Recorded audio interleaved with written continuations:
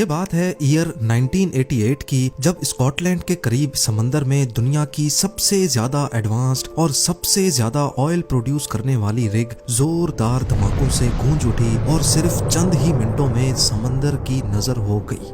पूरे 3 महीनों तक जोर लगाने के बावजूद भी इन्वेस्टिगेशन टीम को इस हादसे की असल वजह मालूम ना पड़ सकी।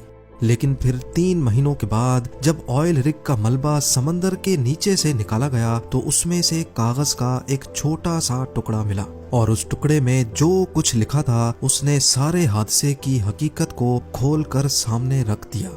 जेम टीवी की वीडियोस में एक बार फिर से खुशामदीद।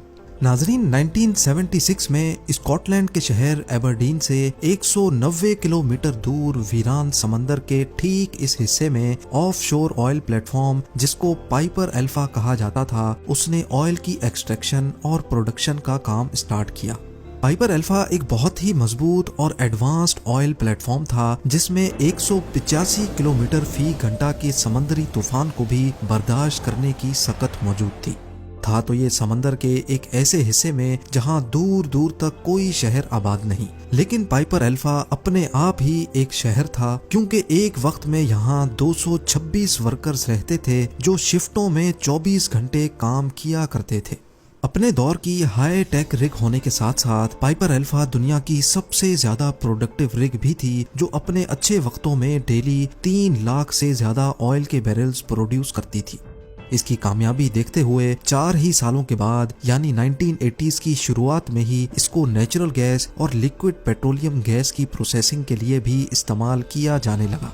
इसका टोटल वजन 20,000 टन था, जो तकरीबन 100 ट्रेन इंजन्स के बराबर बनता है। और अगर इसकी ऊंचाई का अंदाजा लगाया जाए तो ये समंदर के सरफेस से 90 फीट ऊंची थी, जबकि इसका आधे से भी ज्यादा हिस्सा समंदर के अंदर हुआ करता था। जी हाँ, ये फ्लोटिंग ऑयल प्लेटफॉर्म नहीं था, बल्कि हैरत अंगेज तौर पे इसकी फाउंडेशन 750 फीट समंदर के बॉटम से उठाई गई थी। पाइपर अल्फा का मेन काम ऑयल की प्रोडक्शन था, जिसको प्रोडक्शन डेक पे किया जाता था। इस डेक पे कई मॉड्यूल्स इंस्टॉल्ड थे, जिसमें मॉड्यूल ए ऑयल और गैस को पंप करता था, मॉड्यूल बी और सी ऑयल और गैस को प्रोसेस करता था, और इन सब को पावर देने के लिए और पूरी रिग की इलेक्ट्रिसिटी नीड्स को पूरा करने के लिए मॉड्यूल डी था, जिसमें हैवी जनरेटर्स लगे हुए थे। ये एक बहुत ही कॉम्प्लेक्स प्रोसेस होता है जिसमें पार्ट्स की रेगुलर मेंटेनेंस भी रिक्वायर्ड होती है, और इसी मेंटेनेंस के लिए पाइपर अल्फा पर 200 से ज्यादा वर्कर्स की आर्मी रहती थी, जिनके लिए प्रोडक्शन डेक के ऊपर कंपार्टमेंट्स बनाए गए थे। वर्कर्स अपनी ऑफ शिफ्ट में यहाँ रिलैक्स करते थे, जिसके लिए एंटरटेनमेंट, कैफेटेरिया और स्लीपिंग क्वार्टर्स भी मौजूद थे। 6 जुलाई 1988 वाला दिन भी दूसरे दिनों की तरह इन वर्कर्स के लिए एक रूटीन का वर्किंग डे था। सुबह के 7:45 पे मेंटेनेंस स्टाफ ने एक पंप की मेंटेनेंस के लिए कंट्रोल रूम से परमिशन मांगी। कंट्रोल रूम के शिफ्ट ऑपरेटर्स ने पेपर वर्क के बाद उनको परमिशन दे दी। आपको यहाँ बताते चलें कि ये किसी भी ऑफ शोर ऑयल प्लेटफॉर्म पे सेफ्टी को बरकरार रखने के लिए एक रूटीन वर्क होता है, इसीलिए इसमें कुछ भी एबनॉर्मल नहीं था। नॉर्मली ऑफ शोर रिग्स समंदर के बॉटम से भी कई हजार फीट नीचे से ऑयल और गैस को पंप करती हैं, उनको प्रोसेस करती हैं और फिर कंप्रेसर पंप्स की मदद से उनको रिग से बाहर पाइपलाइंस के जरिए एक्सपोर्ट किया जाता है।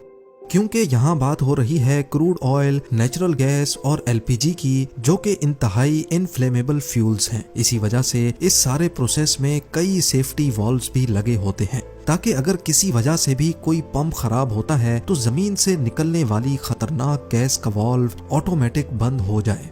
पाइपर अल्फा की प्रोडक्शन डेक पे पंप ए गैस को कंप्रेस कर रहा था, जबकि पंप बी बंद पड़ा था, क्योंकि उसका काम पंप ए को बैकअप देने का था। अब नॉर्मली एक पंप कई दिनों तक चलता रहता है और उसके बाद उसको रेस्ट देकर दूसरा पंप चलाया जाता है, या फिर अगर एक पंप खराब हो जाए तो उस सूरत में दूसरा पंप स्टार्ट किया जाता है। दोपहर के 12 बजे मेंटेनेंस वर्कर इस पंप बी के सेफ्टी वाल्व को खोलने में मसरूफ थे, क्योंकि उसकी मेंटेनेंस ड्यू थी और इस काम के लिए वो ऑलरेडी सुबह को परमिशन ले चुके थे। शाम के 6 बज चुके थे, लेकिन पंप बी के सेफ्टी वाल्व की मेंटेनेंस मुकम्मल ना हो सकी। इसी वजह से वर्कर्स ने ये काम नेक्स्ट डे पे शेड्यूल कर दिया। और इसमें भी कोई खतरे की बात नहीं थी क्योंकि पंप ए अपना काम कर रहा था और अगर रात गए इसमें कोई मसला भी हुआ तो gas valve automatic shut off हो जाएगा।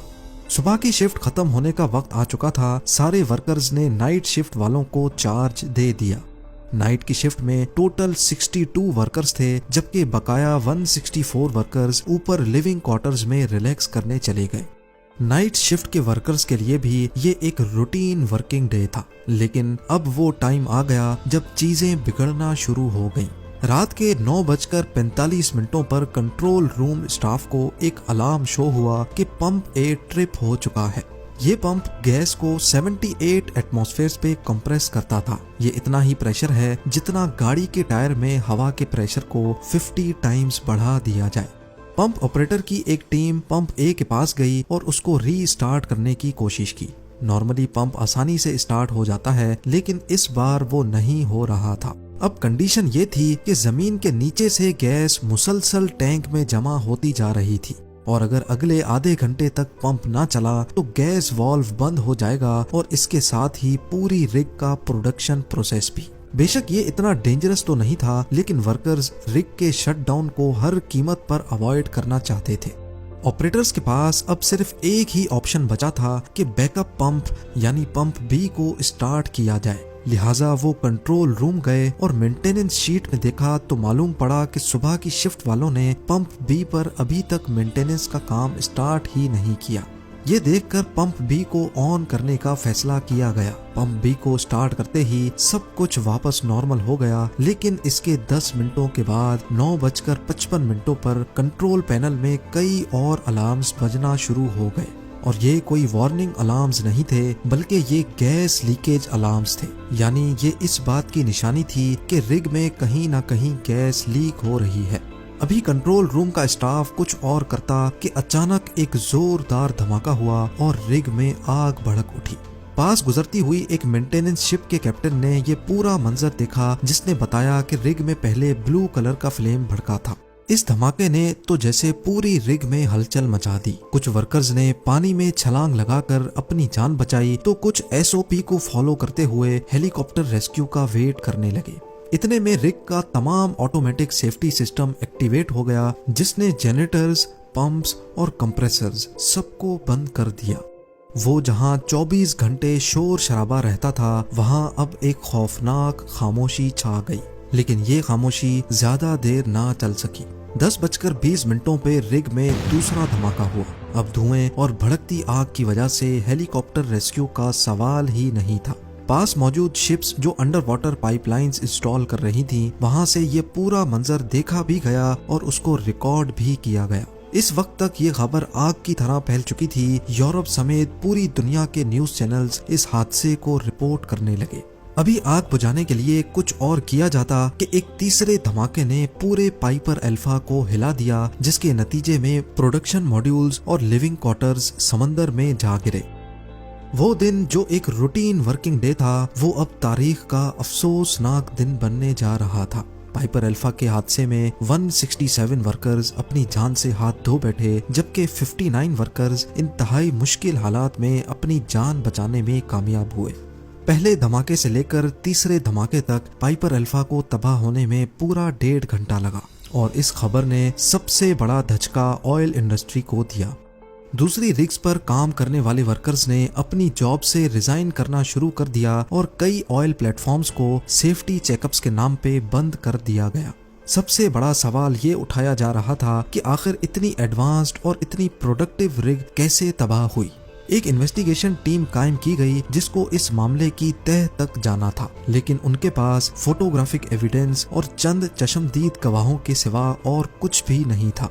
पहले तो किसी को भी इस हादसे की असल वजह मालूम ना पड़ी, लेकिन 3 महीनों के बाद जब रिग का मलबा समंदर के बॉटम से बाहर निकाला गया तो उसमें कागज का एक ऐसा डॉक्यूमेंट मिला जिसने सारी हकीकत खोलकर सामने रख दी। हादसे वाले दिन सुबह को 7:45 पर जब मेंटेनेंस टीम ने पंप बी की मेंटेनेंस की परमिशन मांगी थी, तभी उन्होंने पंप बी के सेफ्टी वाल्व को भी मेंटेन करने के लिए एक अलग डॉक्यूमेंट पर परमिशन मांगी थी और इन्वेस्टिगेशन टीम को यही डॉक्यूमेंट मिला था। नाइट शिफ्ट वालों ने पंप बी को ऑन करने से पहले ये तो देखा कि पंप बी पर मेंटेनेंस स्टार्ट नहीं की गई, लेकिन उन्होंने दूसरे ही बॉक्स में पड़े पंप बी के सेफ्टी वाल्व को रिमूव करने का डॉक्यूमेंट नहीं देखा, जिसको असल में डे शिफ्ट वाले पहले ही रिमूव कर चुके थे। पंप और सेफ्टी वाल्व दोनों अलग अलग रूम्स में मौजूद होते हैं, इसी वजह से किसी ने भी ये नोटिस नहीं किया कि पंप बी का सेफ्टी वाल्व मौजूद ही नहीं है। पंप बी के सेफ्टी वाल्व ना होने की वजह से उसमें से गैस लीक हुई और 10 मिनट के अंदर ही गैस मॉड्यूल की फायरवॉल फाड़कर बाहर निकल गई और अचानक उसमें आग भड़क उठी। मॉड्यूल सी में भड़कने वाली आग जल्द ही मॉड्यूल बी तक पहुंच गई, जहां हजारों टन क्रूड ऑयल सिलेंडर में मौजूद था। इस क्रूड ऑयल को आग लगने से दूसरा धमाका हुआ, जिसने एलपीजी की गैस लाइन को डैमेज किया और एलपीजी गैस लाइन डैमेज होने की वजह से तीसरा धमाका हुआ। अगर आपको इस धमाके की नोयत का अंदाजा लगाना हो तो बस ये जान लें कि पाइपर अल्फा में जिस वक्त आग लगी उस वक्त उसमें इतनी गैस मौजूद थी कि उससे पूरे यूनाइटेड किंगडम की डोमेस्टिक खपत को पूरा किया जा सकता था। इस एक छोटी की गलती की वजह से न सिर्फ कंपनी को 2 अरब यूएस डॉलर्स का नुकसान हुआ, बल्कि कई कीमती जानें भी इस हादसे में जाया हुई। आज भी स्कॉटलैंड के शहर एबरडीन में इन वर्कर्स की याद में एक स्कल्पचर पार्क मौजूद है, जहां उनकी फैमिलीज रेगुलर विजिट करती हैं। उम्मीद है जेम टीवी की ये वीडियो भी आप लोग भरपूर लाइक और शेयर करेंगे। आप लोगों के प्यार भरे कमेंट्स का बेहद शुक्रिया। मिलते हैं अगली शानदार वीडियो में।